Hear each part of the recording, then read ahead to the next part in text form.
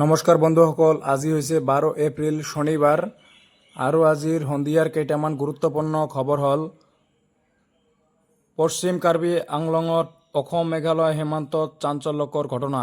পশ্চিম কাৰ্বি আংলং অসম মেঘালয় সীমান্তত চাঞ্চল্যকৰ ঘটনা। পশ্চিম কাৰ্বি আংলং জিলাৰ অসম মেঘালয় সীমান্তৰ হাৱাঙত সংঘটিত হৈছে এক চাঞ্চল্যকৰ ঘটনা। পৰিয়ালকেন্দ্ৰিক সংঘাতৰ বাবে সংঘটিত হৈছে এক নৃশংস হত্যাকাণ্ড। কবিতা দেৱী ৩১ বছৰীয়া নামৰ মহিলাগৰাকীক স্বামী অৰ্জুন সোণাৰে পাৰিবাৰিক কন্দলৰ বাবে দাৰে ঘপিয়াই হত্যা কৰে। অসম মেঘালয় সীমান্তৰ হাৱাঙৰ উমছাফৌ গাঁৱত শনিবাৰে পুৱতি নিশা ৩ বজাত এই হত্যাকাণ্ডটো সংঘটিত হয়। বৈঠালাংছ আৰক্ষীয়ে ইতিমধ্যে অৰ্জুন সোণাৰক কৰায়ত্ব কৰাৰ লগতে মৃতদেহটো মৰণোত্তৰ পৰীক্ষাৰ বাবে ডিফুলৈ প্ৰেৰণ কৰিছে। পৰৱৰ্তী খবৰ, ৰিতমক গ্ৰেপ্তাৰৰ পাছতে কাৰাগাৰ সন্মুখত উত্তপ্ত পৰিস্থিতি। ৰিতমক গ্ৰেপ্তাৰৰ পাছতেই কাৰাগাৰ সন্মুখত উত্তপ্ত পৰিস্থিতি। কাৰাগাৰতেই পুনৰ গ্ৰেপ্তাৰ কৰা হ'ল কংগ্ৰেছ নেতা ৰিতম সিঙক। ৰিতমক গ্ৰেপ্তাৰৰ পাছতে কাৰাগাৰ সন্মুখত সৃষ্টি হয় উত্তপ্ত পৰিস্থিতিৰ। ৰিতম সিঙৰ পৰিয়াল কাৰাগাৰ সন্মুখত উপস্থিত হৈ নিবলৈ আহোঁতে মৰিগাঁও আৰক্ষীৰ পুনৰ গ্ৰেপ্তাৰ কৰে। গ্ৰেপ্তাৰৰ সময়ত আৰক্ষী আৰু পৰিয়ালৰ মাজত টনা আজোৰা পৰিৱেশ হয়। ৰিতম সিঙৰ পিতৃয়ে আৰক্ষীৰ গাড়ীৰ আগত পাৰি প্ৰতিবাদ সাব্যস্ত কৰে। জামিন লৈ মৰিগাঁও জিলা কাৰাগাৰৰ পৰা ওলাই অহাৰ সময়তেই পুনৰ ৰিতম সিঙক গ্ৰেপ্তাৰ কৰাক লৈ প্ৰতিক্ৰিয়াৰ সৃষ্টি হৈছে। গ্ৰেপ্তাৰ কৰি ৰিতম সিঙক জাগিৰোড থানালৈ নিয়ে মৰিগাঁও আৰক্ষীৰ এটা দলে। অৱশ্য কি গোচৰত ৰিতম সিঙক পুনৰ গ্ৰেপ্তাৰ কৰা হৈছে সেয়া এতিয়াও জানিব পৰা হোৱা নাই। পৰৱৰ্তী খবৰ, চিটফাৰ্ম এলেকাৰ ভিতৰত নিৰ্মাণ কৰিছে বৃহৎ গীৰ্জাঘৰ, কৃষি বিভাগৰ কাৰ্যালয়, গুদামঘৰ। অসমৰ প্ৰায় ২,০০০ বিঘা উৰ্বৰ কৃষিভূমিত দশক ধৰি চুবুৰীয়া নাগালেণ্ড অব্যাহত ৰাখিছে বেদখল। ১৯৬৯ চনৰ পৰা তদানীন্তন অসম চৰকাৰৰ ঐতিহাসিক ভুলৰ পৰিণতিত নগাৰ অবৈধ বেদখলৰ কবলত আছে মেৰাপানীৰ ২,০০০ বিঘাৰ চিটফাৰ্ম এলেকা। ফলশ্ৰুতিত নিজা ভূমিতেই আধিয়াৰ পদ্ধতিত নগাক কৰ দি খেতি কৰে স্থানীয় অসমীয়া কৃষকে।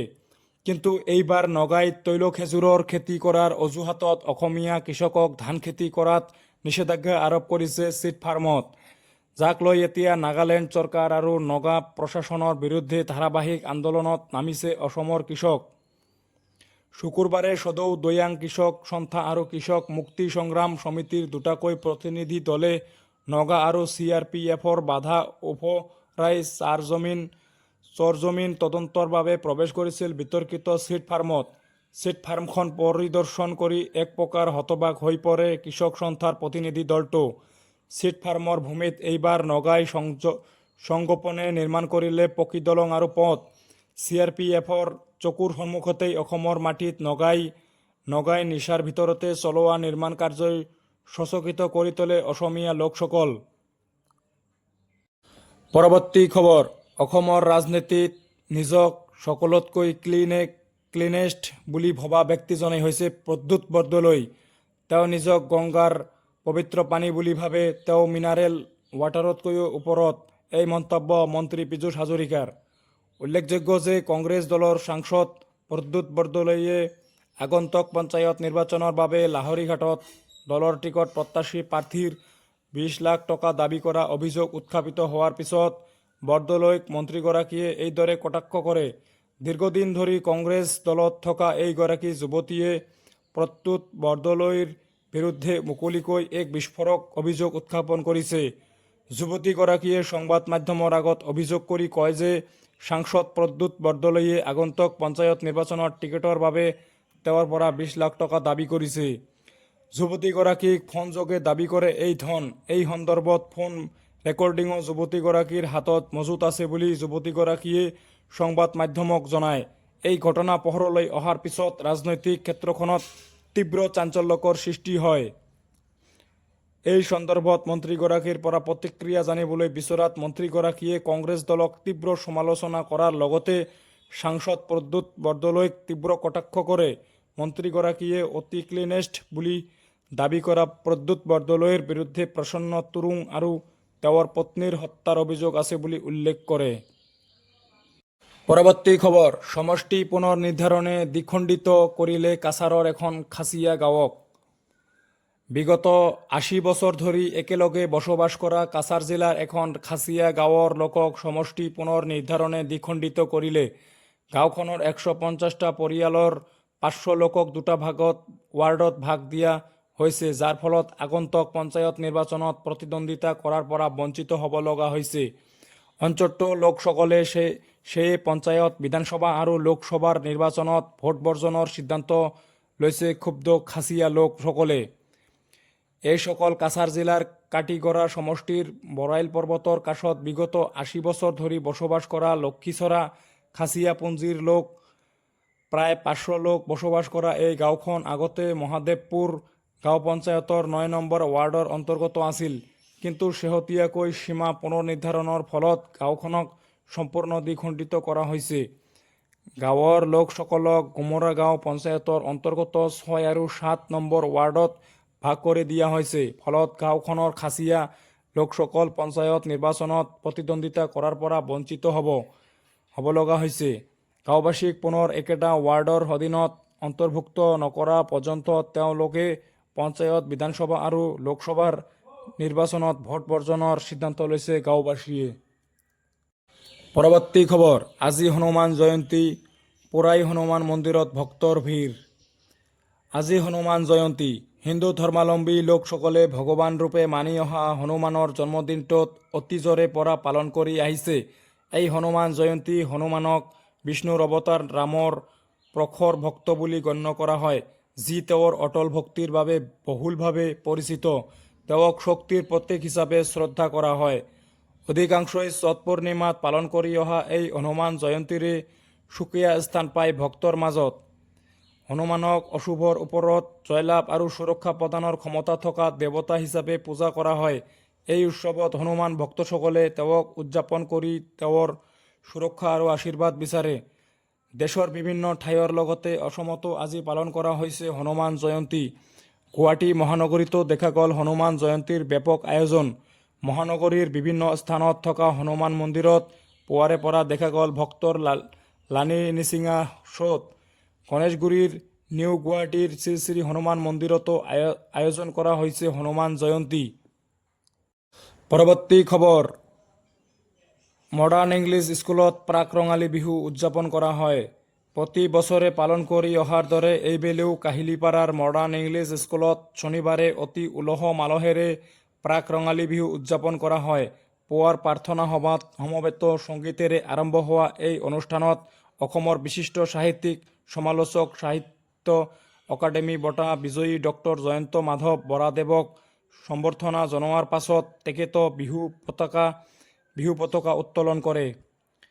তেখেতে নিজৰ সাৰুৱা ভাষণত কয় যে এইখন বিদ্যালয়ে কেৱল শিক্ষাৰ সৈতে জড়িত নাথাকি ছাত্ৰ ছাত্ৰীক সুকুমাৰ কলাটো পৰিপক্ক কৰি তোলাৰ যি প্ৰচেষ্টা হাতত লৈছে সেয়া আন বহু বিদ্যালয়ত দেখা পোৱা নাযায়। এই ধৰণৰ অনন্য পদক্ষেপৰ বাবে বিদ্যালয়খন সকলোৰে বাবে আদৰ্শ হ'ব পাৰে।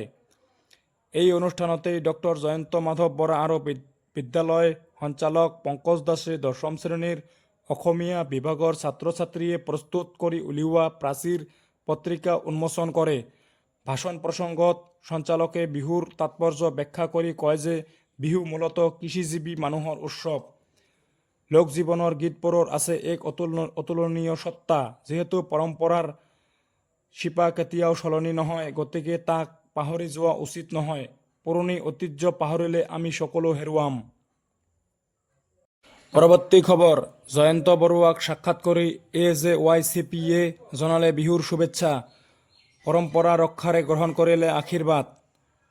অসম জাতীয়তাবাদী যুৱ ছাত্ৰ পৰিষদৰ কেন্দ্ৰীয় সমিতিৰ সভাপতি সম্পাদককে প্ৰমুখ কৰি এটা স্বজাতি দলে আজি চানমাৰীস্থিত অসমীয়া প্ৰতিদিনৰ কাৰ্যালয়ত অসমীয়া প্ৰতিদিনৰ মুখ্য সম্পাদক তথা স্বাধীন প্ৰতিদিন গোষ্ঠীৰ স্বত্বাধিকাৰী জয়ন্ত বৰুৱাক সাক্ষাৎ কৰে। ৰঙালী বিহু উপলক্ষে সংগঠনটোৰ সভাপতি পলাশ চাংমাই, নৱনিৰ্বাচিত সম্পাদক বিজন বায়ন আৰু কামৰূপ মহানগৰ জিলাৰ সমিতিৰ কেইবাজনীয়া নেতৃত্বৰ দলটোৱে তেওঁক এখন ফলাম বিহুৱানেৰে সম্বৰ্ধনা জনোৱাৰ লগতে এখন শুভেচ্ছা পত্ৰ প্ৰদান কৰে। অসমীয়া নৱবৰ্ষ তথা ৰঙালী বিহুত কনিষ্ঠই জ্যেষ্ঠৰ চৰণ স্পৰ্শ কৰি আশীৰ্বাদ গ্ৰহণৰ পৰম্পৰা ৰক্ষা কৰি সংগঠনটোৰ নেতৃত্বেও জয়ন্ত বৰুৱাৰ আশীৰ্বাদ গ্ৰহণ কৰি তেওঁক বিহু শুভেচ্ছা জ্ঞাপন কৰে। এই সময়তে সংগঠনটোৰ ভৱিষ্যত কাৰ্যপন্থা সন্দৰ্ভতো তেওঁলোক কিছু আলোচনাত মিলিত হয়। পৰৱৰ্তী খবৰ, জম্মু কাশ্মীৰৰ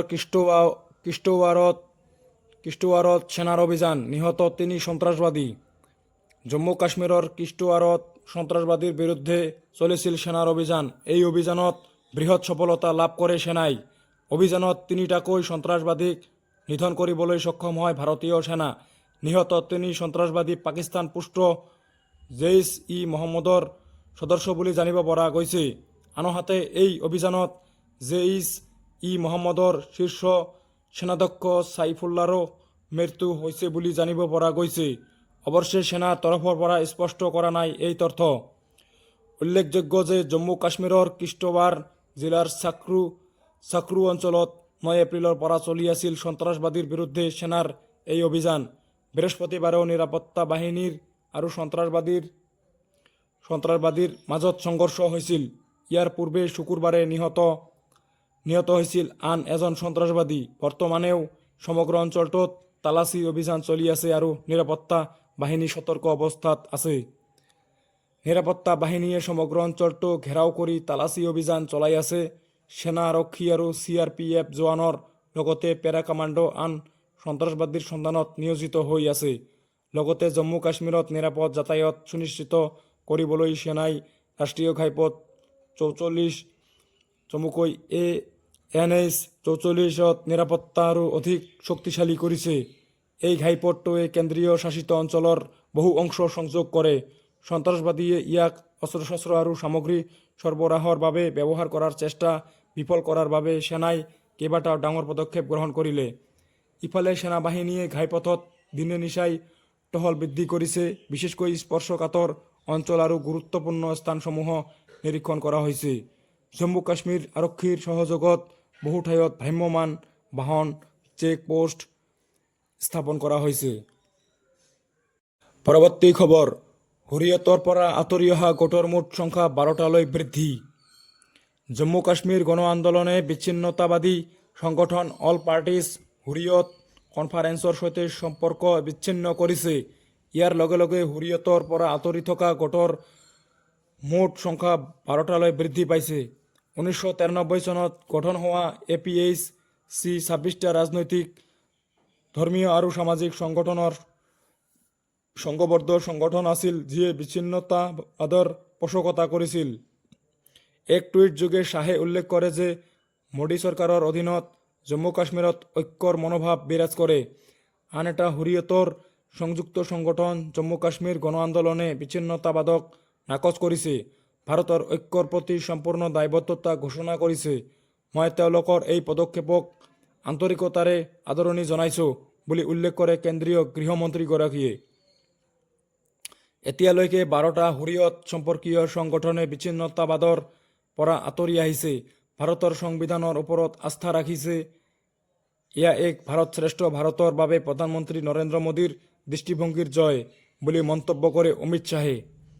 আনহাতে আন 3টা গোট Jammu Kashmir Islamic political party, Jammu আৰু কাশ্মীৰ মুছলিম ডেম'ক্ৰেটিক লীগ আৰু কাশ্মীৰ ফ্ৰীডম ফ্ৰণ্টে 8 এপ্ৰিলত হুৰিয়ত সন্মিলনৰ পৰা পৃথক হোৱাৰ কথা ঘোষণা কৰিছিল। পৰৱৰ্তী খবৰ, তহব্বুৰ ৰাণাই নহয়, বিদেশৰ পৰা আন বহু অপৰাধীক ভাৰতলৈ প্ৰত্যৰ্পণ কৰিছে মোদীৰ চৰকাৰে। মুম্বাই আক্ৰমণৰ মূল পৰিকল্পনাকাৰী তহব্বুৰ ৰাণাৰ আমেৰিকাৰ পৰা ভাৰতলৈ প্ৰত্যৰ্পণে সন্ত্ৰাসবাদ বিৰোধী যুঁজক এক নতুন মাত্ৰা প্ৰদান কৰিছে। পাকিস্তানত জন্মগ্ৰহণ কৰা কানাডাৰ নাগৰিক ৰাণাই 2008 চনৰ মুম্বাইত সংঘটিত ভয়ংকৰ আক্ৰমণৰ পৰিকল্পনা কৰিছিল, য'ত 166 জন লোকৰ মৃত্যু হৈছিল। 2009 চনত আমেৰিকাৰ আৰক্ষীয়ে তেওঁক গ্ৰেপ্তাৰ কৰিছিল যদিও 2011 চনত মুম্বাই আক্ৰমণৰ অভিযোগৰ পৰা তেওঁক মুক্তি দিয়া হৈছিল। 10 এপ্ৰিল 2025 তাৰিখে ৰাণাক আমেৰিকাৰ পৰা ভাৰতলৈ প্ৰত্যৰ্পণ কৰা হয়। ভাৰতত আহি উপস্থিত হোৱাৰ পাছতে ৰাণাক ৰাষ্ট্ৰীয় তদন্তকাৰী সংস্থা চমুকৈ NIA তেওঁক নতুন দিল্লীত গ্ৰহণ কৰে। ইয়াৰ পাছতে প্ৰধানমন্ত্ৰী নৰেন্দ্ৰ মোদীৰ সন্ত্ৰাসৰ বিৰুদ্ধে শূন্য সহনশীলতা নীতি প্ৰশংসিত হৈছে। উল্লেখ্য যে 2011ত ৰাণাক আমেৰিকাত মুক্তি দিয়াৰ সময়ত গুজৰাটৰ মুখ্যমন্ত্ৰী হিচাপে দায়িত্বত আছিল নৰেন্দ্ৰ মোদী।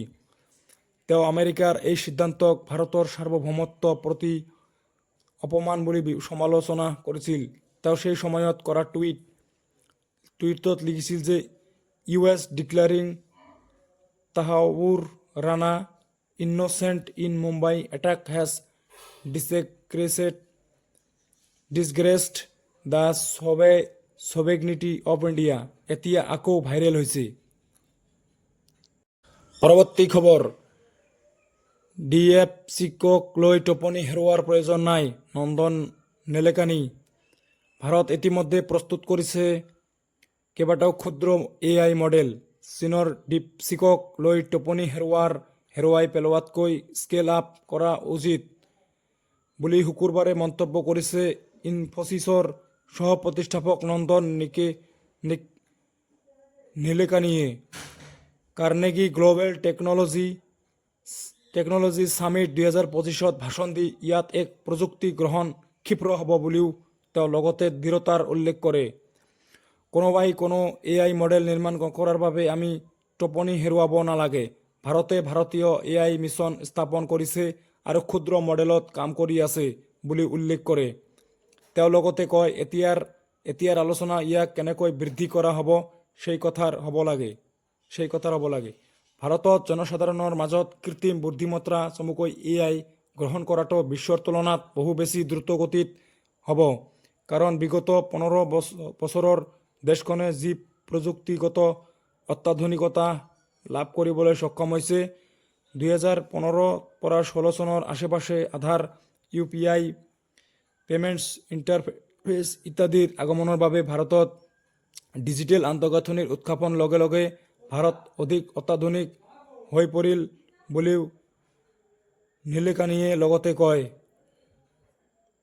পৰৱৰ্তী খবৰ, কি পৰিস্থিতিত বিবাহ পাশত আবদ্ধ হৈছিল ব্ৰহ্মচাৰী হনুমান? আজি পাৱনপুত্ৰ হনুমানৰ জন্ম জয়ন্তী। সমগ্ৰ দেশতে ভক্তসকলে পৰম শ্ৰদ্ধা ভক্তিৰে হনুমান জয়ন্তী পালন কৰিছে। হনুমান অতি সহজে সন্তুষ্ট হোৱা দেৱতা বুলি বিশ্বাস কৰা হয়। মঙলবাৰে শ্ৰী হনুমান চালিচা পাঠ কৰিলে ভগৱানে ভক্তসকলৰ ইচ্ছা পূৰণ কৰে বুলি কোৱা হয়। সকলোৱে জানে যে হনুমানক আজীৱন ব্ৰহ্মচাৰী। কিন্তু পৰাশৰ সংহিতাত পোৱা কাহিনী অনুসৰি প্ৰভু হনুমান আছিল বিবাহিত। বিশেষ পৰিস্থিতিত পৰি তেওঁ বিবাহ পাশত আবদ্ধ হৈছিল। উল্লেখযোগ্য যে তেলেংগানাৰ খাম্মাম জিলাত আছে প্ৰভু হনুমান আৰু তেওঁৰ পত্নী সুবৰ্চলাৰ মন্দিৰ। ধৰ্মীয় বিশ্বাস অনুসৰি এই মন্দিৰ দৰ্শন কৰিলে বিবাহিত জীৱনৰ সকলো সমস্যাৰ সমাধান হয়। পৰাশৰ ঋষিয়ে কোৱা কাহিনী মতে হনুমান ভগৱানে সূৰ্য দেৱতাক নিজৰ গুৰু মানিছিল। তেওঁ সূৰ্য দেৱতাৰ পৰা 9টা জ্ঞান আহৰণ কৰাৰ সিদ্ধান্ত লৈছিল। সূৰ্য দেৱতাই হনুমানক 9টা প্ৰধান বিদ্যাৰ ভিতৰত 5টা শিকাইছিল যদিও বাকী 4টা শিকোৱাৰ সময়ত এটা বাধাৰ সৃষ্টি হৈছিল। কাৰণ সেই জ্ঞানবোৰ শিকিবলৈ বিয়া হোৱাটো প্ৰয়োজনীয় আছিল। তেতিয়া গুৰু সূৰ্যদেৱে তেওঁক বিয়া পতাৰ আদেশ দিছিল। পৰৱৰ্তী খবৰ, দুপৰীয়া 11 বজাত ভূমিকম্পই কঁপাই গ'ল। শুকুৰবাৰে দিনৰ প্ৰায় 1 বজাত পাকিস্তানত অনুভূত হয় ভূমিকম্পৰ কম্পন। ৰিক্টাৰ স্কেলত এই ভূমিকম্পটোৰ প্ৰাবল্য আছিল 5.8। উত্তৰ পাকিস্তানত অনুভূত হোৱা এই ভূমিকম্পৰ সৰ্বাধিক প্ৰভাৱ পৰে লাহোৰ আৰু ইছলামাবাদত। এই ভূমিকম্পত কোনো লোকৰ প্ৰাণহানি হোৱা নাই যদিও যথেষ্ট ক্ষয়ক্ষতিৰ হোৱাৰ সম্ভাৱনা আছে। উল্লেখ্য যে পাকিস্তানত অনুভূত হোৱা এই ভূমিকম্পই ভাৰতৰ জম্মু কাশ্মীৰ আৰু পাঞ্জাৱতো কম্পনৰ সৃষ্টি কৰে। পৰৱৰ্তী খবৰ, পাকিস্তানত কমিছে মুছলমান। পাকিস্তানত বাঢ়িছে হিন্দু লোকৰ জনসংখ্যা। শেহতীয়াকৈ এক প্ৰতিবেদনত প্ৰকাশ পাইছে এই তথ্য। পাকিস্তানত 2017 চনত হিন্দুৰ সংখ্যা আছিল 3.5 মিলিয়ন, কিন্তু এই সংখ্যা শেহতীয়াকৈ বৃদ্ধি হৈছেগৈ 3.8 মিলিয়ন। উল্লেখ কৰা প্ৰয়োজন যে পাকিস্তানত 2017 চনত মুছলমানৰ সংখ্যা আছিল 96.47%, কিন্তু শেহতীয়া লোকপিয়লত পাকিস্তানত মুছলমানৰ সংখ্যা হ্ৰাস পাই হৈছেগৈ 96.35%।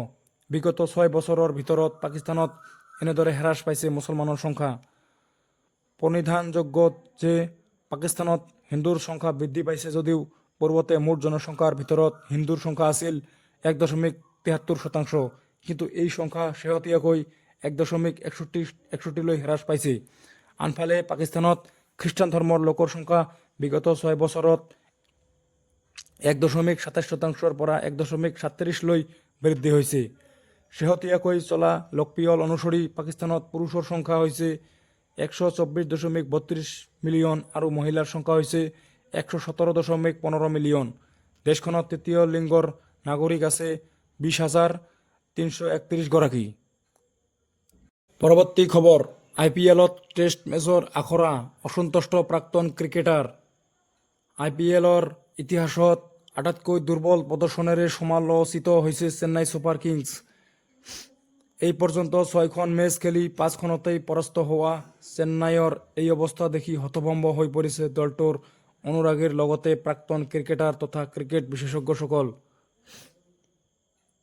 5বাৰৰ চেম্পিয়ন দলটোৱে ঋতুৰাজ গাইকোৱাডৰ নেতৃত্বত এইবাৰ জয়েৰে ছিজন আৰম্ভ কৰিছিল যদিও পৰৱৰ্তী সময়ত 5খন মেচতেই পৰাস্ত হয়।